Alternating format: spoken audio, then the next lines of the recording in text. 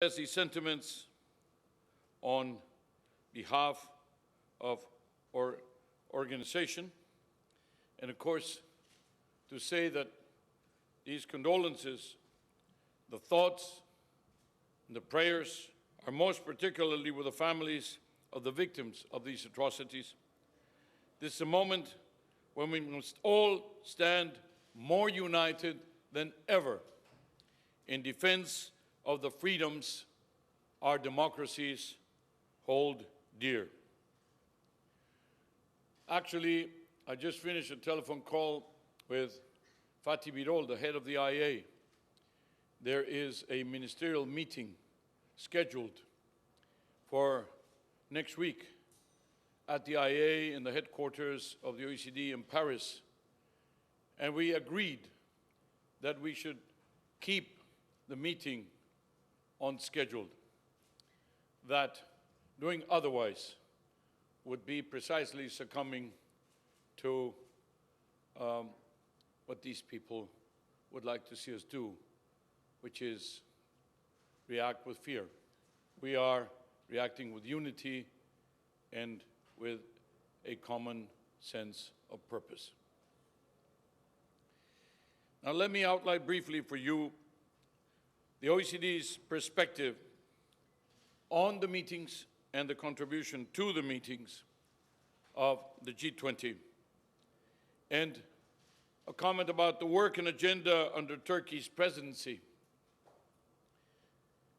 It's been a very active year, a very active contribution, wide-ranging, multifaceted, which hopefully will contribute to the success of the Antalya Summit. Let me, however, briefly mention to you the backdrop against which this event is happening, this meeting is happening. Regardless, now I'm going to not put it in the context of last night's event, but just even before. Global growth prospects have dimmed again this year. Our economic outlook released last week showed a dramatic slowdown in global trade growth this year. I mean, when you're talking about a dramatic slowdown on trade growth, you're talking about perhaps 2% growth of trade. And let me just put this in context. What does this mean? In the last 50 years, only 5 times, 5 years of those 50, the growth of trade has been at this level. And in this particular year of 2015, the growth of trade is below the growth of the projected global GDP. Because we're talking about 2.9 in our chief economist said 2.9 more or less for the global growth of GDP. We're talking 2% the growth of trade. Problem, every time this has happened, and those 5 times in the last 50 years, there's been a recession. So, it does not necessarily mean that there's going to be a recession because those conditions are met today. It simply means that the size of the challenge is enormous, precisely to get the recovery going again and to get, in the medium and the long term, continue with the recovery. These are very, very challenging times indeed. World trade has usually been the bellwether of global output. Such weak numbers, as I said, have tended to foreshadow recessions in the past. We're also worried about the type of growth that is being generated because it is not sustainable. And I'm not talking here only about climate.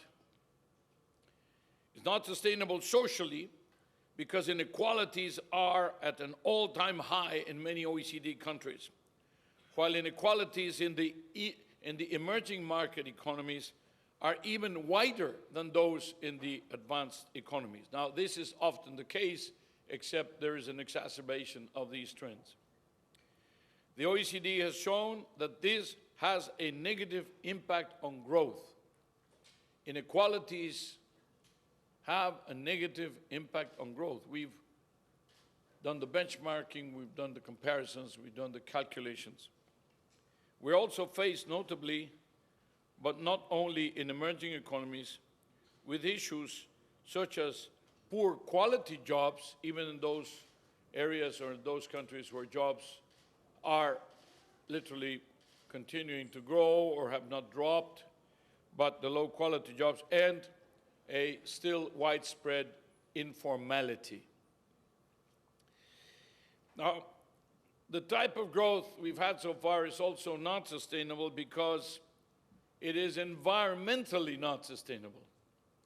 We are on a collision course with nature, and the carbon clock is ticking. The OECD has just released a new report with updated numbers on the economic impact of climate change and the consequences of inaction on this front.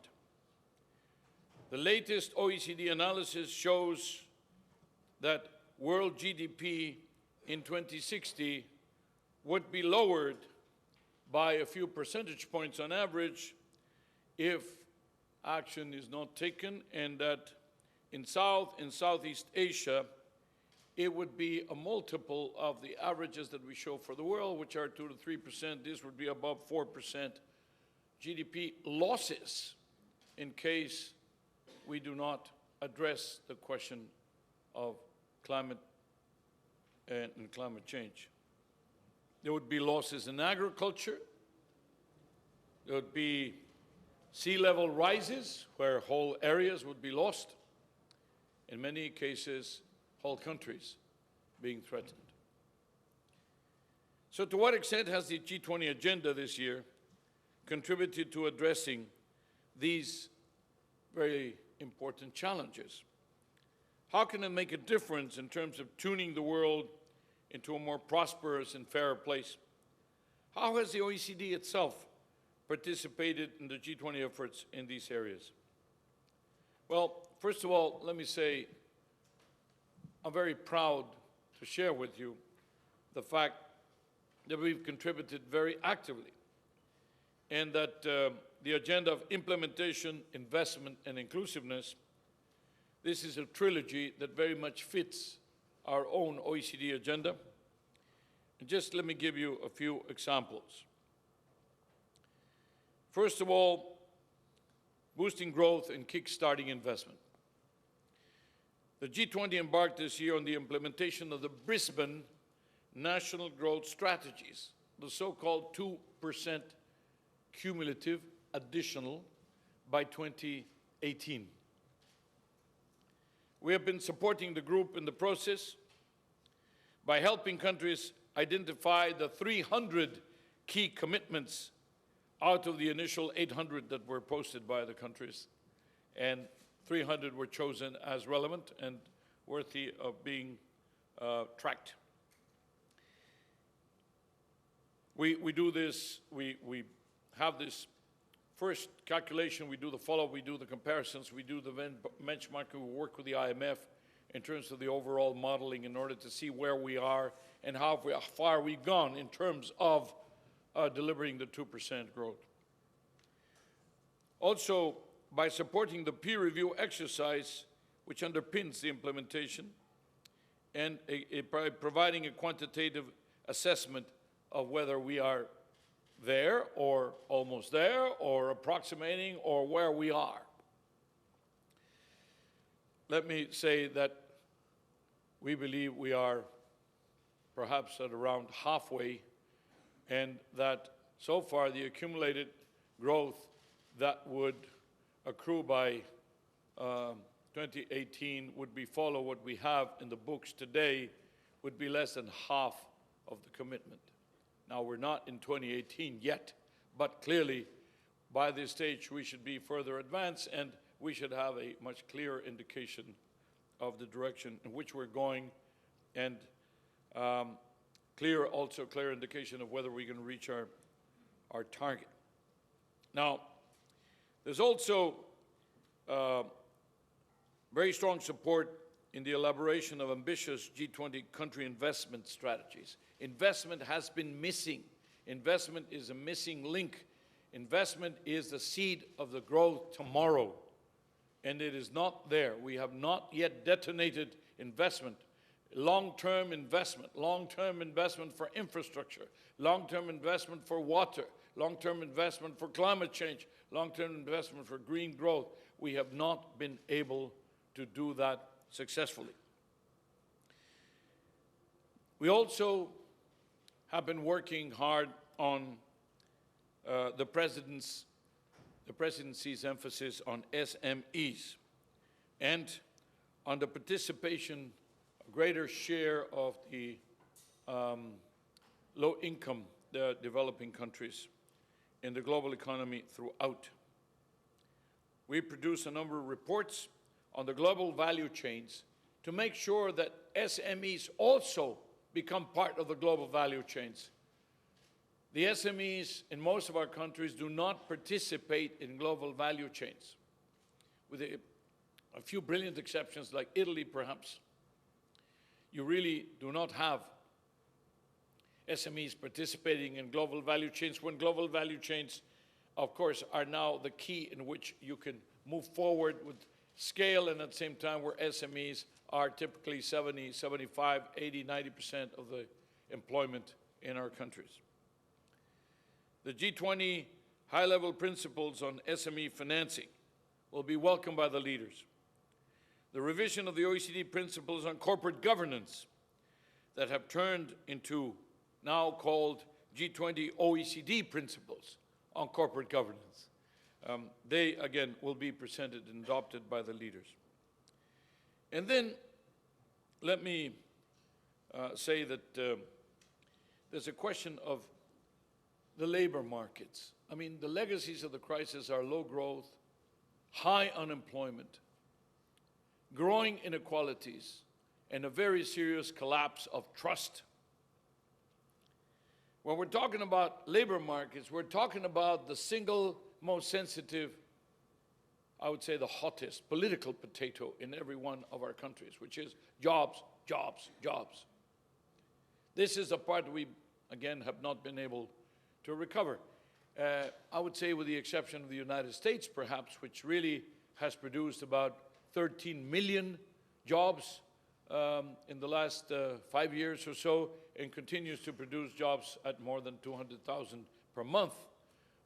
Really, we've had rather anemic job creation. We still have double-digit numbers in many countries in Europe and the euro area, although we've seen a reduction in the peak of the numbers in the case of the OECD on average. Now, Turkey has been, from the very beginning, very committed to the social agenda, and in particular to the question of labor and equal opportunities. Turkey has been also focused on the question of ethical, moral, social, but also political and clearly economic implications of inequality, which is another issue that has been very seriously affecting our growth. There is a growth inequality nexus, which is clearly negative.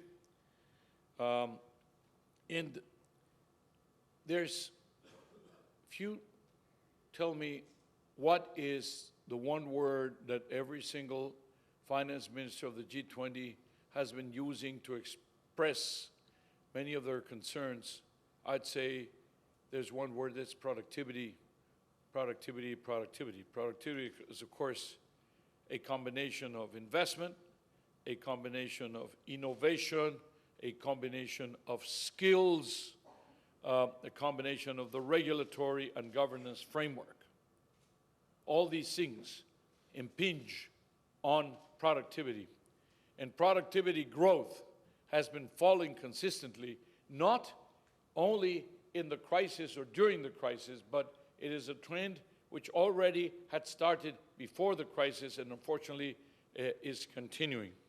So things like investment, I mentioned but also things like the innovation strategy, the skills strategy are absolutely critical, and the Turkish presidency have taken this up and are making it an important part of the messaging. Now, in Brisbane, we had a target about women's employment. It was the so-called 25 for 25.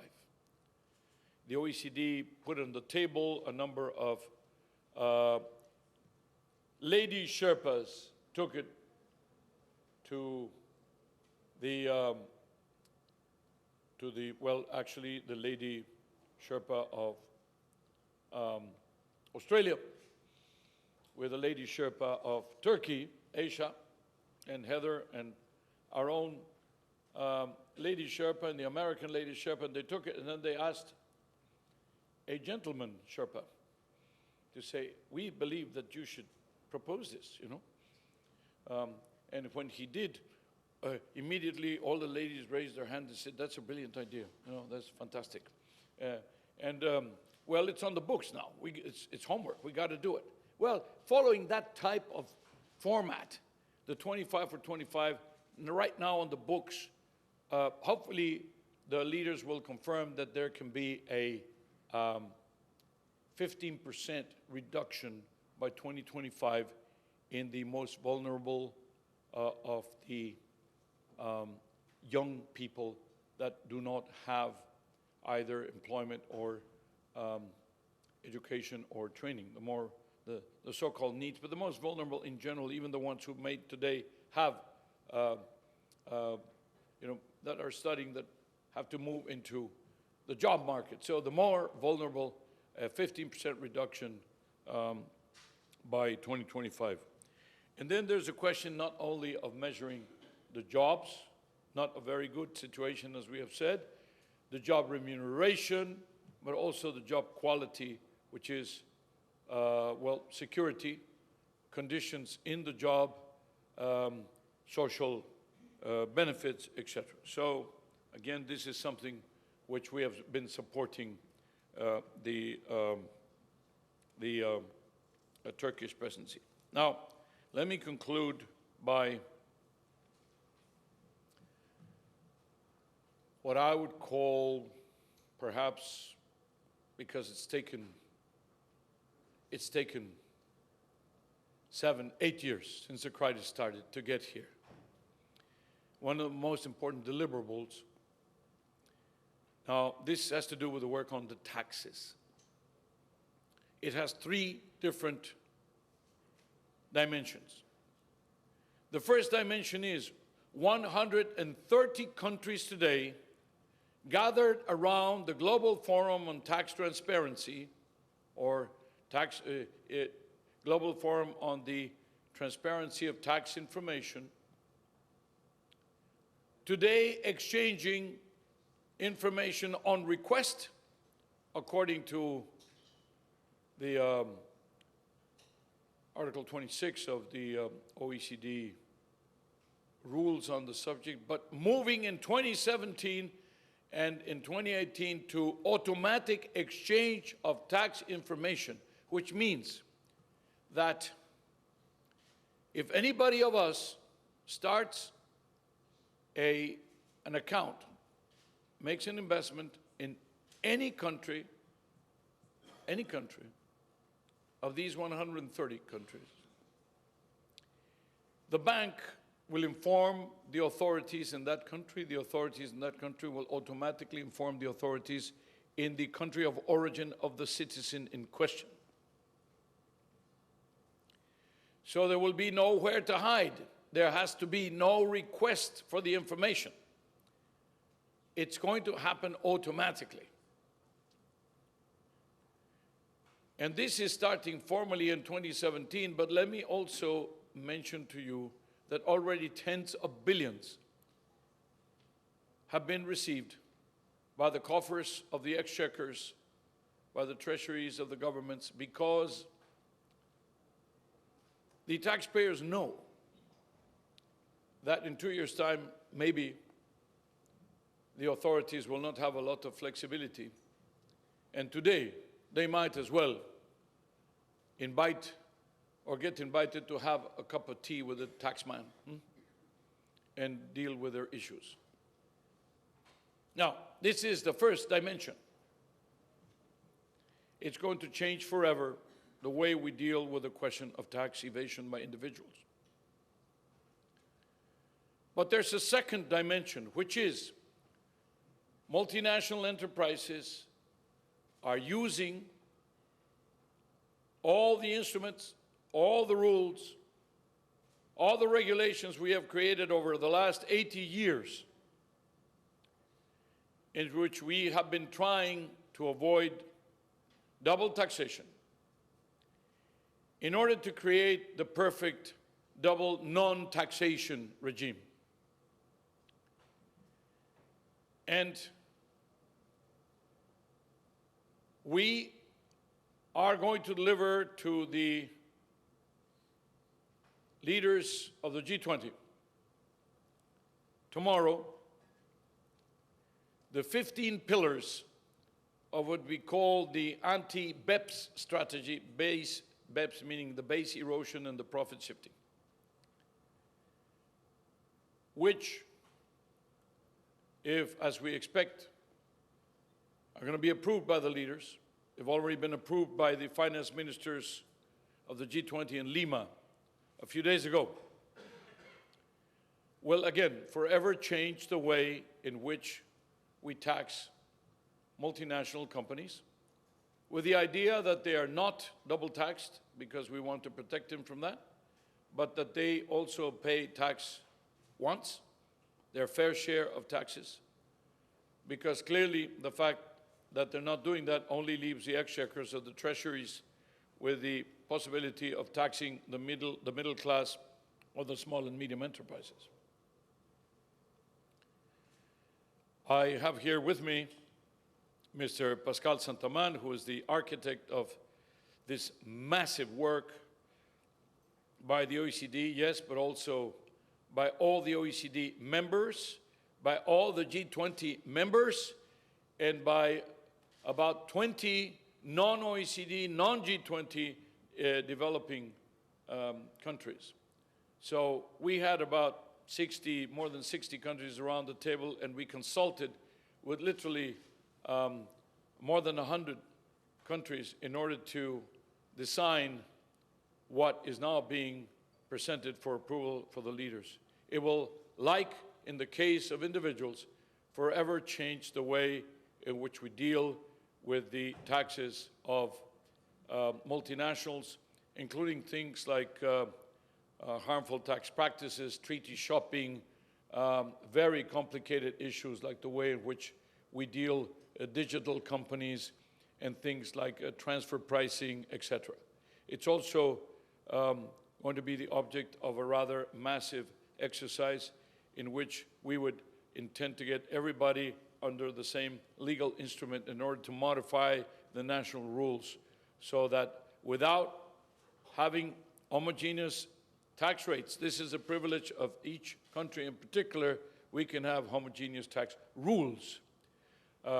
Again, and why is it that such a diverse group of countries as are in the G20 all are supporting this agenda? Well, first of all, they all need the money. But second, there's a very deep-seated, very serious political issue. The populations no longer tolerate the fact that some high net worth individuals do not pay their fair share of taxes, or that the multinationals do not pay their fair share of taxes. And the third dimension of this exercise is how do we get the developing countries that do not have the same type of infrastructure, the same type of staff, the same type of sophistication, to take advantage of these massive changes in the tax regime and the international tax regime? Well, we are helping. We just partnered with the UNDP in something we call Tax Inspectors Without Borders.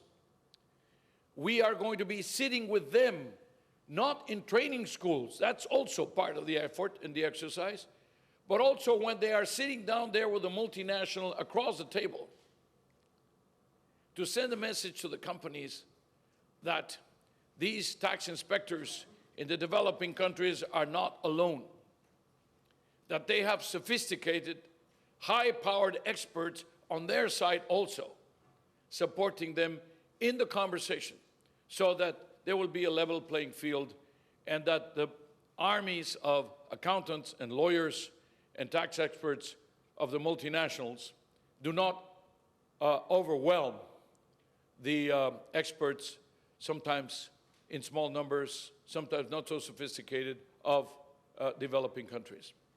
So this is the other part that we believe that is meaningful and that we'd like to share with you, that we have contributed to these meetings. Now, in the end, ladies and gentlemen, the G20 has its work cut out for it, perhaps, you know, without this emergency sense of 2008, but clearly with the urgency of getting the recovery back on track. Thank you very much, and we take comments or questions you may have. Yes? Assis Moreira, Valor Econômico, São Paulo. Mr. Gurria, do you think there is any threat to the recovery of the economy because of this kind of attempts, terrorism attacks? And how could be the impact of this attempt? Terrorism is a curse with which our societies have been living now for a number of years, unfortunately. It is something which constantly reminds the political leaders and the authorities that they have to cooperate more, that they have to communicate better, and that they have to upgrade their systems. It is also a very, very ungrateful and difficult exercise because of the way in which many of these organizations operate. We all, as citizens, should do our best in order to support our authorities so that we can facilitate their work, but also in the case of organizations like ours, like the OECD, to take a look at some of the issues that generate these phenomena, be they economic, be they social, and then try to go to the origins of some of these problems to avoid frustrated young men and women from completely delinking from their values and from their families, from their societies, from their countries, from their allegiance, from their loyalties, in order to join the most unworthy causes. You know, we have to look this in a very systemic, organized, efficient way. And it doesn't mean it's a dispassionate way, because we can do it with all the passion, with all the commitment, with all the conviction that is necessary. But we have to be very level-headed in order to see which best way we can address it. There's almost now a classic discussion between how much security and how much privacy when you're talking about information, when you're talking about access. Well, these are the kinds of balances that we're going to have to constantly seek. I think that, in particular, your question about impact on economic growth, I would say that that is not what we believe. We believe that this has an impact in the psychology, but that it is not the element that is holding back the growth the recovery and things like trade, investment, or phenomena like the growth of emerging markets. But it is particularly important to remind us about inequality. Here is something which is measurable, which is tangible, which is visible, and which does generate these type of totally distorted conducts that can lead to the tragedies like the one we saw last night, but also to the tragedies that we saw in this particular country. Only a few days ago, literally in Ankara, in the station, where we had, again, a very great tragedy and a carnage of innocent bystanders.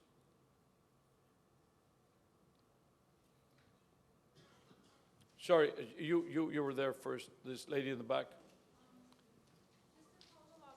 On your remarks on these attacks, now that the Islamic State has officially claimed for yesterday's deadly attacks, how do you think that this will affect this summit? How do you think it will affect the agenda? Well, there was a paragraph about terrorism in the agenda. I am sure that those who are drafting the proposed paragraphs that are going to be presented to the leaders have been just as affected, just as impacted as we all have been, and that these concerns will be reflected in the text, not because they're a bunch of words put together, but because they reflect the collective agenda, the collective desire, the collective conviction, the collective ambition of the leaders to fight this phenomenon. It is one where national authorities can make progress, but where without international cooperation, no national effort will succeed. Yes, and then here and here. Yes. Thank you, I'm a reporter from China Business Network. You know, Christine Lagarde, Madam from IMF, issued a statement this morning which said that after carefully assessment, the IMF believes that the RMB meet the criteria of freely usable, which means that the RMB will be included in the SDR basket at this end of this month. The possibility will be very high. The question is, what is your comment on the inclusion of RMB to this basket? Thank you. Well, this has been under discussion for some time now. There have been attempts to internationalize the use of the Chinese currency. There have been a growing number of bond issues which have been done in the currency, including by very large OECD countries, the UK, for example, and others. So there is a very clear trend that the renminbi, being the currency of the second largest economy in the world, perhaps not too long from now, the single largest economy in the world and a massive trader, then acquires greater and greater importance. Already trade and trade agreements and you know, there's swap agreements are being done with the renminbi as a currency. Now,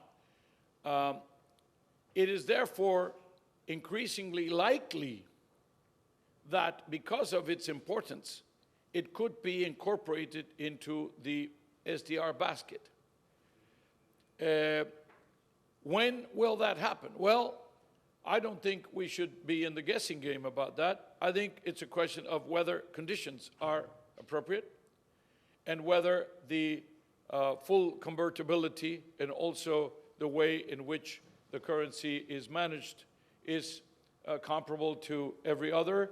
And my impression is that this is not whether, but when.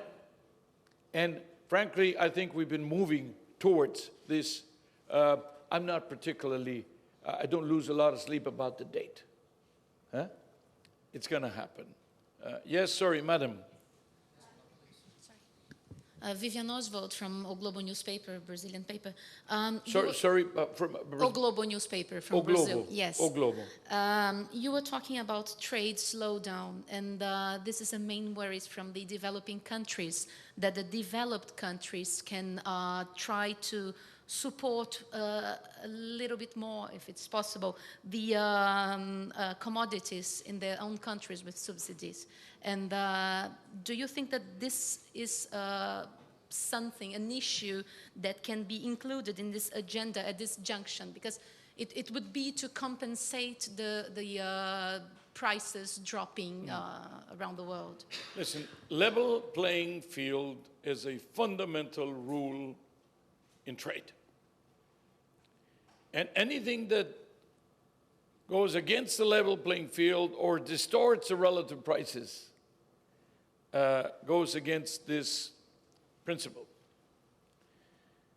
We, for example, as you know, have been recommending since many, many years ago that subsidies for the production and consumption of fossil fuels be dropped.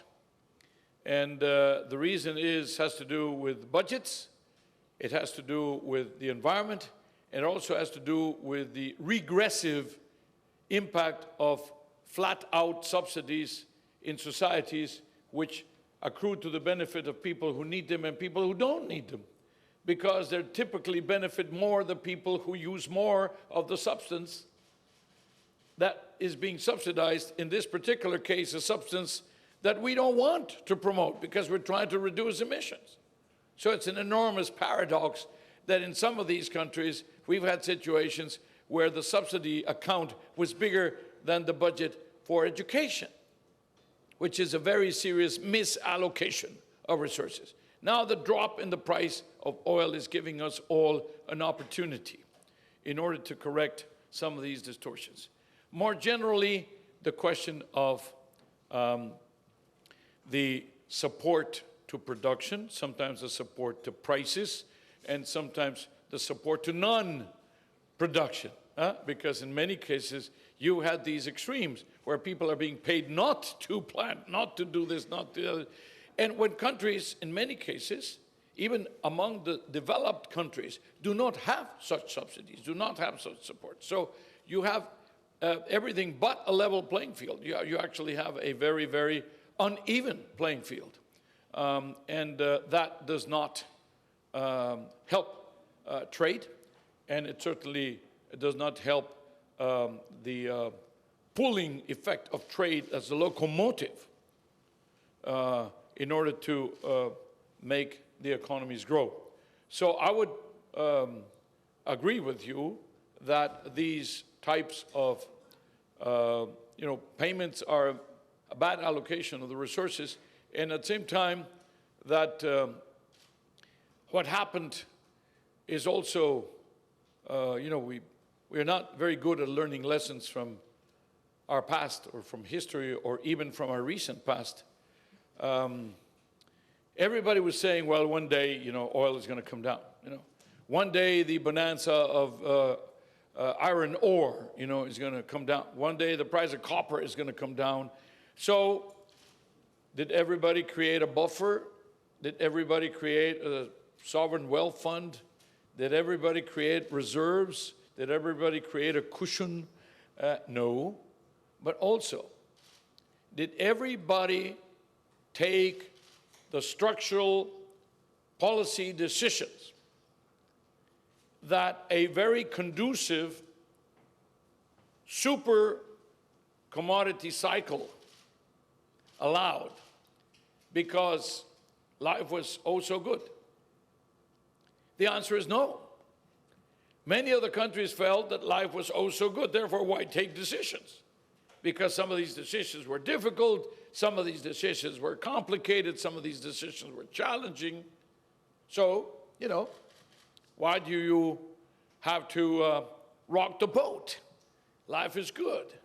Well, today, it's like that proverbial story about, the wave goes in, water goes up. Then, when the wave goes out, that's when you see who is wearing a swimming suit or not. It's now we're seeing many people without swimming suits, and they're very exposed because it's human nature in many ways. When life is good, why should you take, hard decisions? And when life is bad and difficult, it's very difficult to take hard decisions. So you are stuck. But I'd say it's never too late. It's never too late. Sorry, ma'am. Here, over there. You have two cases, two ladies. First the lady sitting there, then the lady over there. Señor Gurría, no sé si le puedo preguntar en español. Usted me puede preguntar en lo que usted quiera. Sí, vale. Sí, le quería preguntar sobre, sé que lo ha hecho un poco ya en inglés, pero ¿hasta qué punto los atentados de ayer de París van a condicionar un poco la agenda de este G20? Gracias. Mire usted, lo que me preguntaron era si esto iba a afectar el desarrollo económico. Yo dije que no, por una larga respuesta, pero el tema de si va a afectar la agenda, yo le diría que inevitablemente, en primer lugar, porque ya estaba el tema en la agenda, ya señalado para que fuera objeto de una de las sesiones, junto con el tema de la migración, por cierto, que también merece un capítulo aparte y merece un enfoque de parte de los líderes, porque estamos viendo esta tragedia enorme que se está desarrollando en las fronteras. Y yo quiero decirle, además, ese es otro tema en donde no hay hay una organización internacional de las migraciones, pero tiene que ver más con ayudar algún tipo de migraciones en el terreno, pero el tema de las migraciones al final es un asunto que va a ser integración, integración, integración. Y claramente, bueno, el caso de España es muy positivo y muy interesante porque en España absorbieron casi 5 millones de migrantes de la América Latina en los últimos 10 años y lo hicieron muy bien y muy exitosamente, y habría que preguntarle quizá a España cuáles son algunos de los secretos. Pero vuelvo a su tema sobre el asunto del terrorismo de ayer. Me parece absolutamente inevitable que los líderes vean esto con una creciente, renovada prioridad, y además porque la ausencia del señor Hollande va a ser toda una muy, muy importante y muy clara señal del tipo de enormes riesgos que estamos corriendo y de la necesidad de acelerar la cooperación internacional en esta materia. Doğan News Agency, Öykü Altuntaş. President Hollande has said the attacks in Paris was an act of war, and he called on for unity, for a collective spirit. And do you think the fight against IS and al-Nusra could expand to other countries? And if it does, how would the OECD countries react? The spread of terrorism is already there. It's already happened. It's already threatening every single country in the world, regardless of the brand. Terrorism is just as bad whether it's called ISIS or Al-Qaeda, or ISIS in the peninsula or Al-Qaeda in the peninsula, or whether it's called, or whether it's in the Philippines, or whether it's in Indonesia, or whether it's in Latin America, or whether it's in wherever. The brand is not the issue. The question is, countries individually are finding it increasingly difficult to fight with these phenomena. And you have very asymmetric conditions in countries. In some countries who appropriately pride not only their privacy but also their freedom and their distance from government, of course, culturally, they will find it more difficult to accept that governments now have to be better informed about your day-to-day movements in order to protect you. So it's a paradox. Countries want to help you. They want to protect you against these terrible, terrible possibilities, and at the same time, for that, they require you to be ready to provide more information, to provide more access, and therefore to have to impinge on your personal, life, something which we, typically in our Western democracies and throughout the world, are extremely proud to have achieved, and also very fiercely defend. So we're going to have to reach new equilibria, new balances. But what is a constant is that the greater the cooperation, the greater the accuracy of the data banks, the greater the capacity to track individuals. In Paris itself, a few days ago, before last night, we had a case where a young man who was being tracked for more than a year because he had been radicalized was found assembling explosives and assembling all sorts of elements in order to clearly inflict very serious damage, apparently in a particular military depot and with some marine infrastructure. So, I mean, it's a very good example. This is one individual. The capacity of one individual to inflict enormous damage is very great. And it's a very good example because in that case, they caught him before he could actually inflict the damage. But, how many times can you repeat this over, how many individuals can you track one by one? It really needs a massive, massive effort.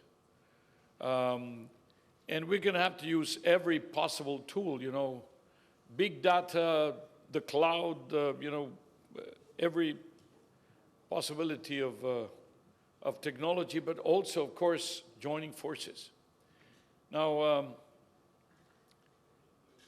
again, it doesn't really matter because in the end, they all want to disrupt our lives.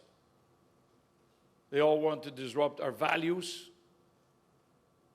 They all want to lay waste to our collective efforts, to be educated, to get jobs, to form families, to be part of a society which is part of a country, which is part of the world. And that is why it's a common enemy.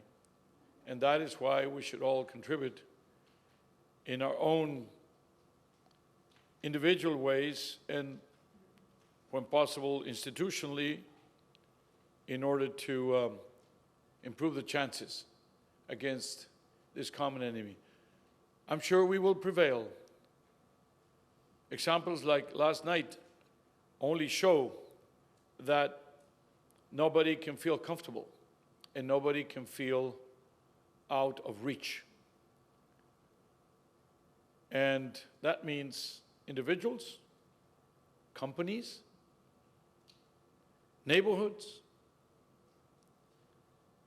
countries, or whole continents that are being accosted by this threat.